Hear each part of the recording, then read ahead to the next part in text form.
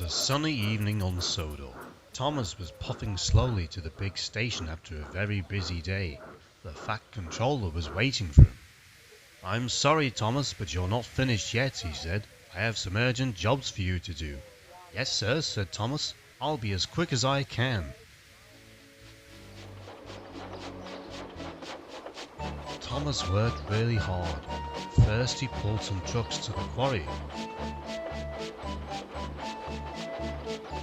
Then Thomas collected his coaches, Annie and Clarabel, and took them from one side of his branch line to the other.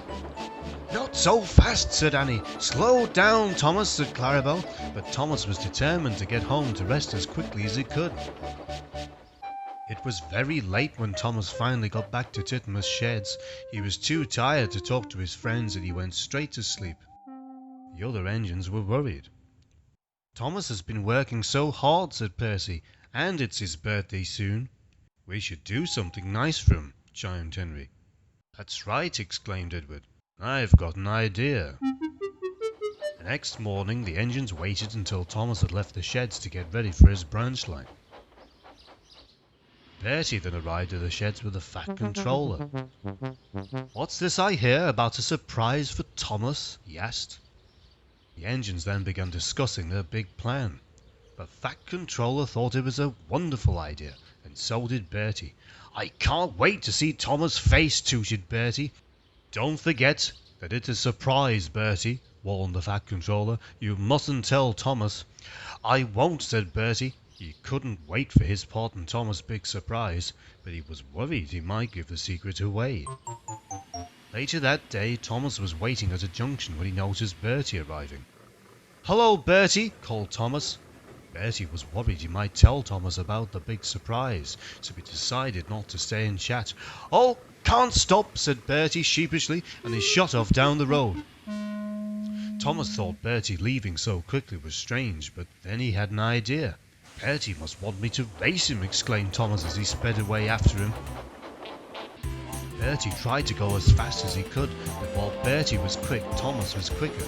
His wheels were turning faster and faster. He was close to catching up when suddenly Bertie turned off the road beside the track and zoomed off into the distance, away from Thomas. Thomas was puzzled. Normally Bertie loved to race with him.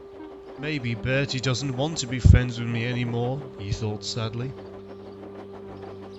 When Thomas arrived at the last station on his line, a porter came out and spoke to his driver and fireman.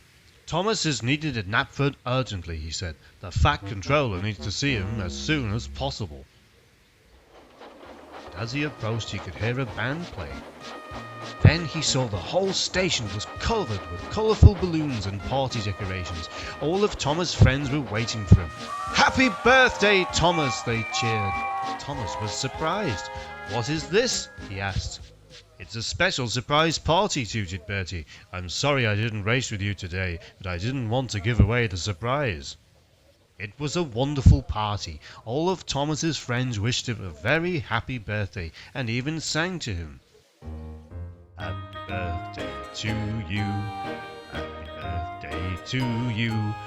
Happy birthday, dear Thomas. Happy birthday to you."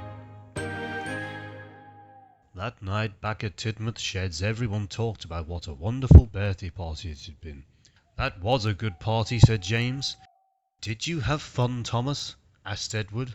But Thomas didn't reply, for it had been such a long day and he was so tired that he had already fallen asleep.